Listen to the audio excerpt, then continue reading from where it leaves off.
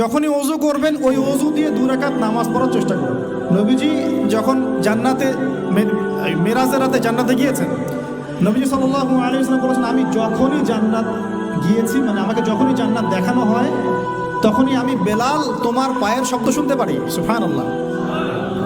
হে বেলাল, তুমি কি এমন আমল করো যে আমার আগে আগে তোমার পায়ের শব্দ শুনতে পারি? তো বেলাল রাদিয়াল্লাহু আনহু বলছেন, ইয়া রাসূলুল্লাহ, আমি তো আপনি যে আমল শিখিয়ে দিয়েছেন এগুলোই করি, এক্সট্রা তো কিছু করি না। শুধু একটা কাজ আমি করি। কি সেটা? তিনি বলছেন, আমি যখনই ওযু ছুটে যায় ওযু করি, মানে যখনই ইস্তেঞ্জা করি, ওযু ছুটে যায় ওযু করার চেষ্টা করি, ওই ওযু দিয়ে আমি 2 রাকাত তাহিয়াতুল ওযু নামাজ পড়ি। নবীজি বলছেন, হয়তো এই কারণেই তোমার এই মর্তবা দেওয়া হয়েছে। সুবহানাল্লাহ। আল্লাহ পাক আমাদেরকে আমল করার তৌফিক দান করুন। এরপর সলাতে যাবেন, সলাটটা নবীর মতো করে, সলাৎ শেষ একটু কোরআন তেলাওয়াত করলেন, দিনই পড়াশোনা করলেন, কোনো স্কলারের লেকচার শুনলেন, এবার নাস্তা করতে আসছেন। নাস্তার টেবিলে আসলে তো আর সুন্নতের খেলাফ, সুন্নতের কোনো কথাই মনে থাকে না। আর আমি আপনাদের কমিউনিটির মধ্যে এসে দেখলাম সবাই খুব ভোজন রসিক, মাশাআল্লাহ। হ্যাঁ, মাশাআল্লাহ, ভালো, খারাপ না, একটা এজ থাকে খাওয়ার।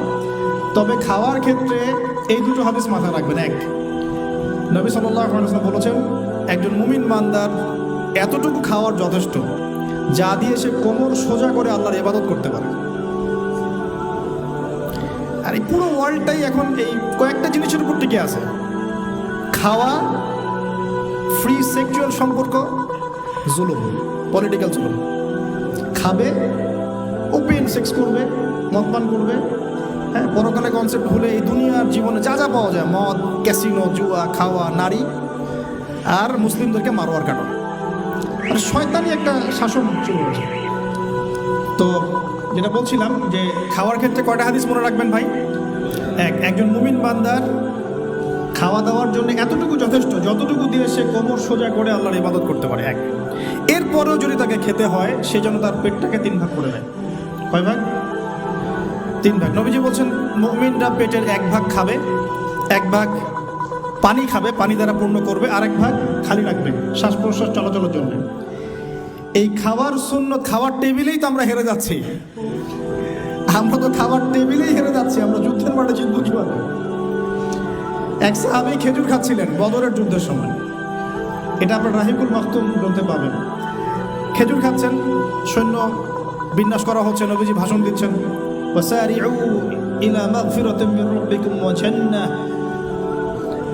ওয়াসারিউ ইলা মাগফিরাতিন মির রাব্বিকুম ওয়া জান্নাহ আরদুহা কাআরদিস সামাই ওয়াল আরদ উইদ্দাত লিল মুত্তাকিন। এরকম আয়াতগুলো পড়ছেন।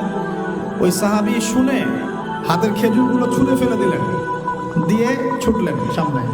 একজন সাহাবী তার আগে বলেছিলেন যে খাবার শেষ করো। তিনি বলছিলেন যে এগুলো খেতে অনেক সময় লেগে যাবে। বীর বিক্রমে যুদ্ধ করছে এই সাহাবী, শহীদ হয়ে গেছে। তো খাবার ভোগ বিলাসটাকে তারা কিভাবে দেখতেন আর কি একটু দেখালাম, কিভাবে তারা এটাকে মানে জাস্টিফাই করতেন।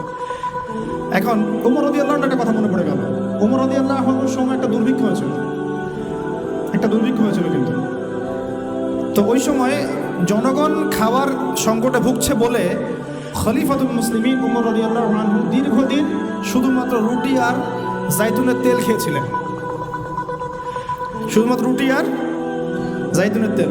শাসক কাকে বলে? মুসলিম শাসক। হ্যাঁ, আমাদের সমাজও আছে মাশাআল্লাহ। দুর্ভিক্ষ যখন হয় তখন তারা সিঙ্গাপুর এই সেই ঘুরে বেড়ায় মাশাআল্লাহ। হ্যাঁ, টোটালি উল্টা। মানে জনগণের ঘরে খাবার থাক না থাকে, আমার ঘর ফিল আপ থাকলে হইল। জ্বর হলে সিঙ্গাপুর, হাত ভাঙলে কানাডা, হ্যাঁ, ভিতরে আরো বড় সমস্যা হলে আরো বড় বড় রাষ্ট্র যেগুলো, ওখান থেকে আবার সুস্থ হয়ে আসে, এসে মাশাআল্লাহ আবার শুরু হয় যা তাই। আল্লাহ পাক তাদেরকে হেদায়েত দান করুন, দোয়া করি।